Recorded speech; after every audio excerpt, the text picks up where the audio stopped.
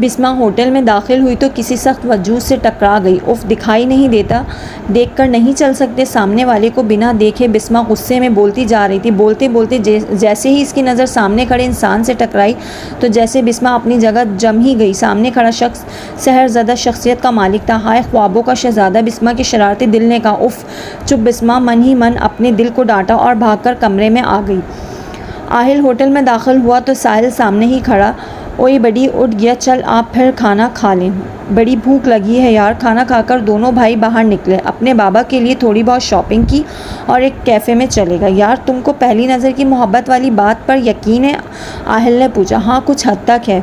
तुमको है यकीन? साहिल ने उल्टा सवाल कर दिया। पहले तो नहीं था, अब कुछ कुछ होने लगा है। आहिल ने खोए खोए अंदाज में कहा। ओ भाई। साहिल ने आहिल की आंखों में सामने चुटकी बजाई। खैरियत है ना सब? साहिल अपने शरारती लहजे में कहा। यार तुम भी ना, मैं बस यूँ कह रहा था। खैर छोड़ो, चलो उठो, चलो होटल चल के सोएं, सुबह नारायण के लिए भी निकलना है। कहता हुआ आहिल उठ खड़ा हुआ और दोनों भाई होटल की जानिब चल पड़े।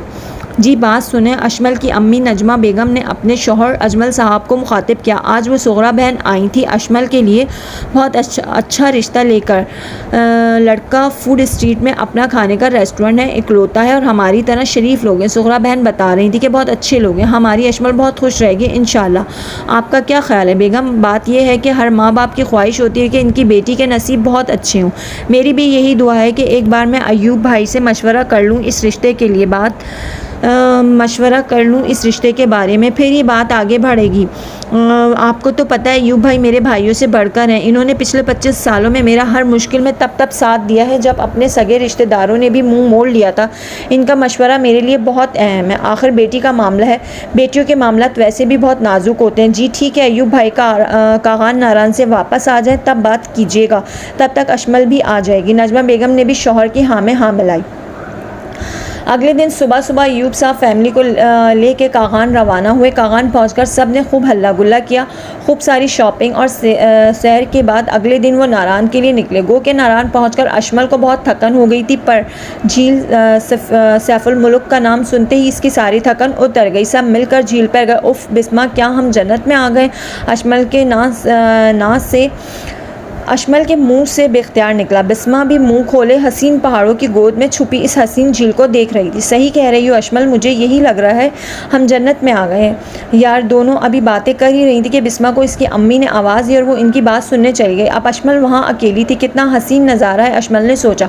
पानी से खेलती अशमल आहिस्ता आहिस्ता चलती हुई कब गहराई में आ गई, इससे इस बात का एहसास तब हुआ जब इसे अपना आप डूबता हुआ महसूस हुआ। अशमल ने हाथ पाँव मारे पर कोई फ़ायदा नहीं था। इसे तैरना बिल्कुल नहीं आता था। इसकी सांसें रुकने लगी, आंखें बंद होने और वो अपने होश और हवास से बेगाना हो गई।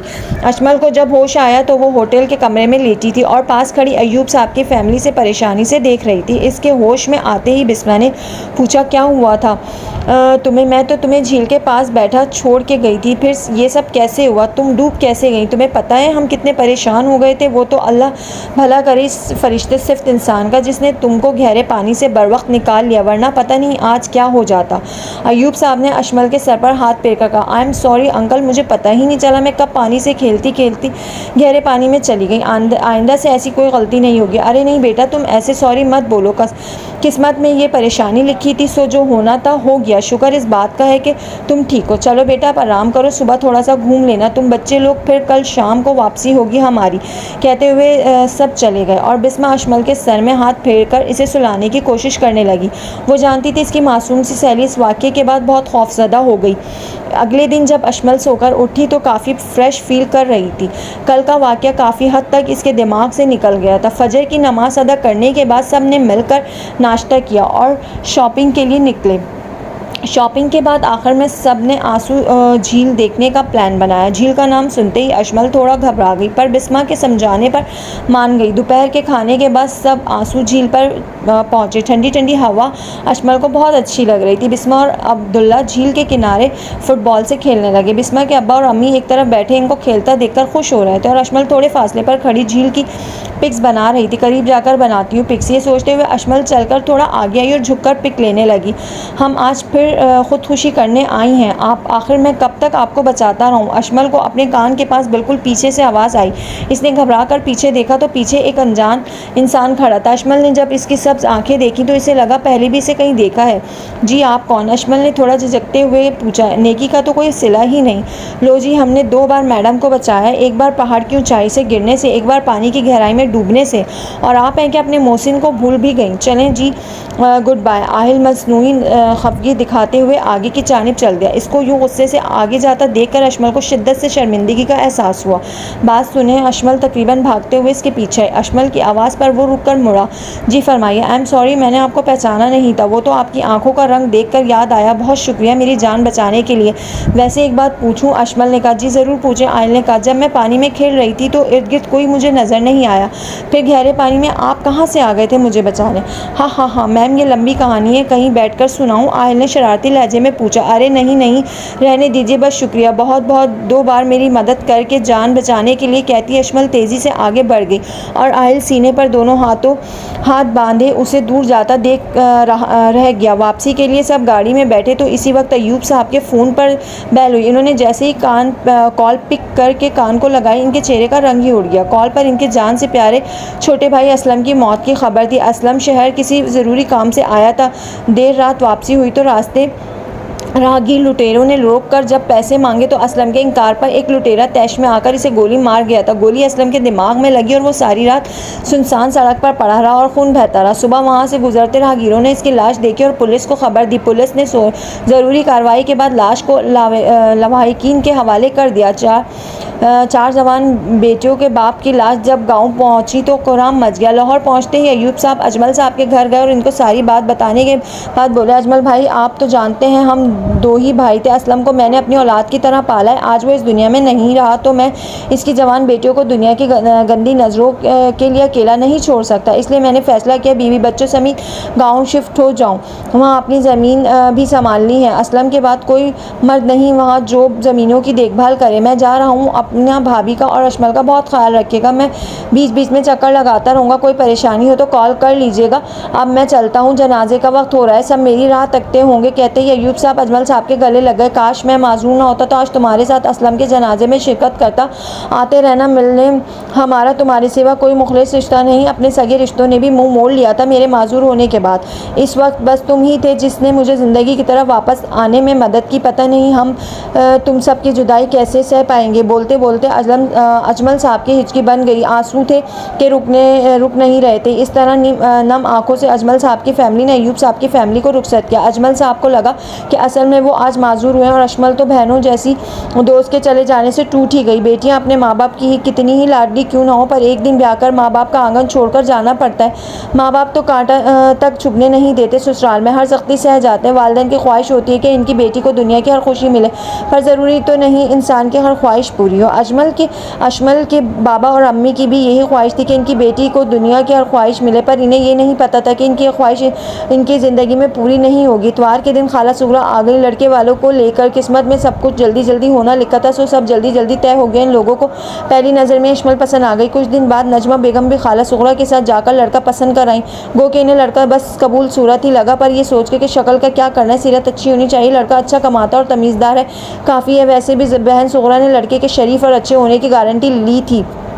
इन्होंने इस मामले पर शौहर से बात की तो इनका दिल नहीं माना, फिर भी बीवी की मुंह से इतनी तारीफ़ें सुन के मान ही गए। लड़के वालों का कहना था कि इनको लड़की के सिवा कुछ नहीं चाहिए। फिर भी नजमा बेगम ने आज तक का मैटर डालकर जितने पैसे जमा किए थे, इसमें बेटी को अपनी हैसियत से बढ़कर जहेज दिया, इस उम्मीद पे कि वो अपने घर में खुश रहे। पर अशमल की किस्मत में कुछ और ही लिखा था।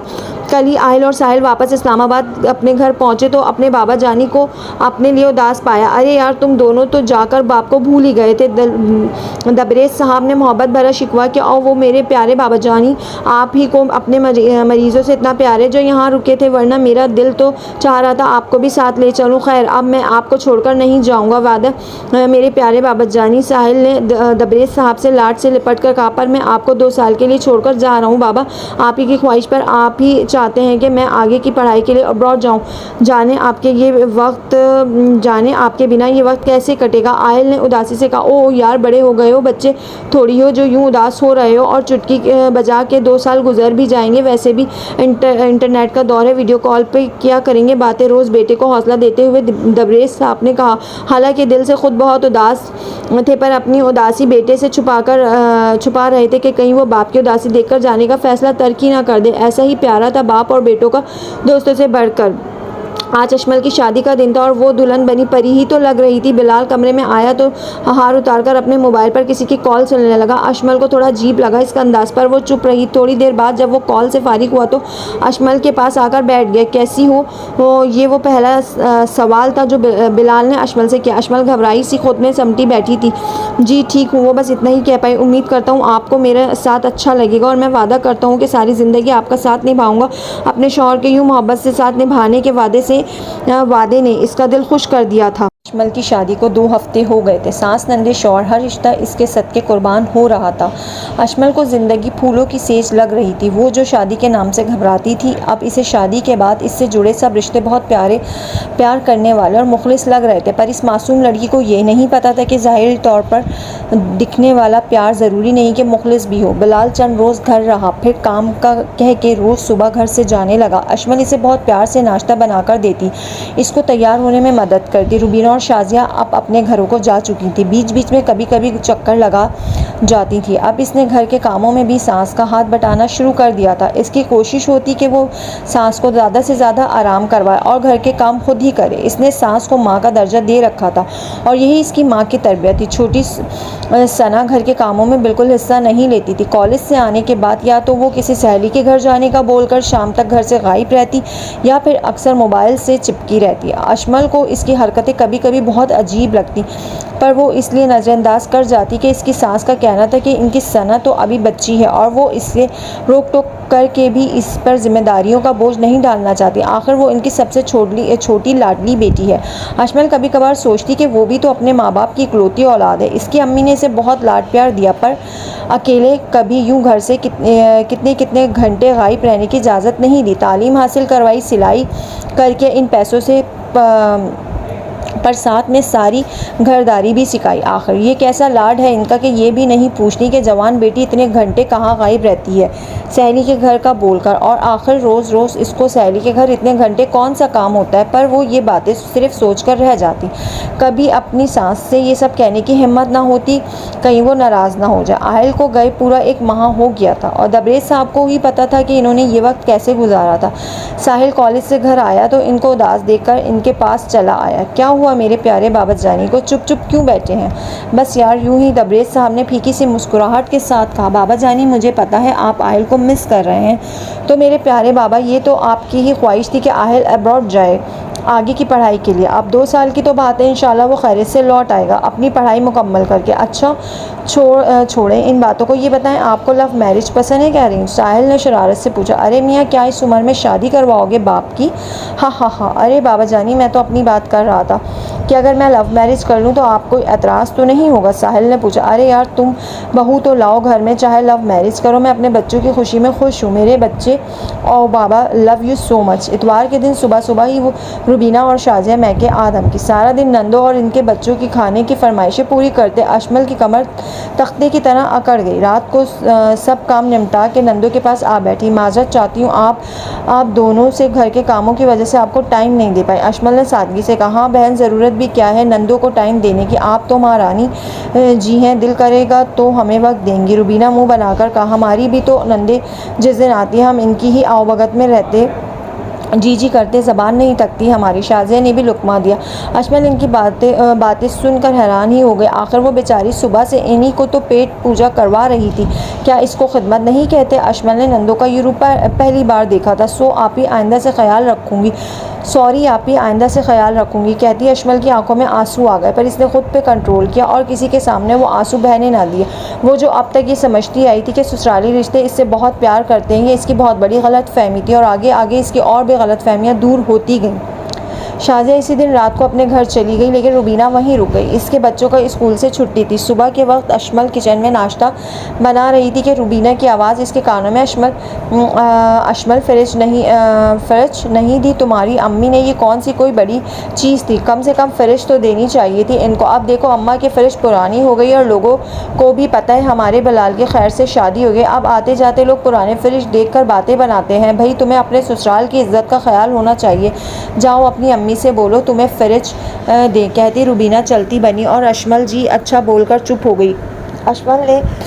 अशमल ने माँ को फ़ोन करके फ़रिज का बोल दिया। अब इसकी अम्मी ने कहाँ से और कैसे फ़रिज ला कर दी ये इसको नहीं पता, पर हाँ इसके दिल में ये बात आई ज़रूर थी कि इसकी बूढ़ी माँ सिलाई करके घर चलाती, जाने कहाँ से लाएंगी फ़रिज के पैसे, पर करती भी क्या, ससुराल वालों को नाराज़ भी नहीं करना चाहती थी। और ये भी इसकी माँ ने समझाया था कि बेटा अच्छी बेटियाँ हमेशा अपने शौहर और ससुराल वालों की फरमाबरदारी रहती हैं। एक बार अशमल ने चुपचाप इनकी बात मानकर फ़रिज क्या मंगवा ली। अब तो रोज़ रोज़ इसके ससुराल वालों को किसी चीज़ में कमी लगती और इसको मैके से नहीं लाने का हुक्म मिलता और वो डरती हुई इनके हुक्म की तामील करती। आज तो हद ही हो गई। बिलाल रात को घर आया और अशमल से बोला तुमको बताया था ना पिछले हफ्ते मेरे होटल में आग लग गई थी और मेरा बहुत नुकसान हुआ था, जाओ अपनी अम्मी के घर और इनसे कहो कि कुछ पैसे मुझे चाहिए। जी कितने पैसे, अशमल ने घबरा कर पूछा।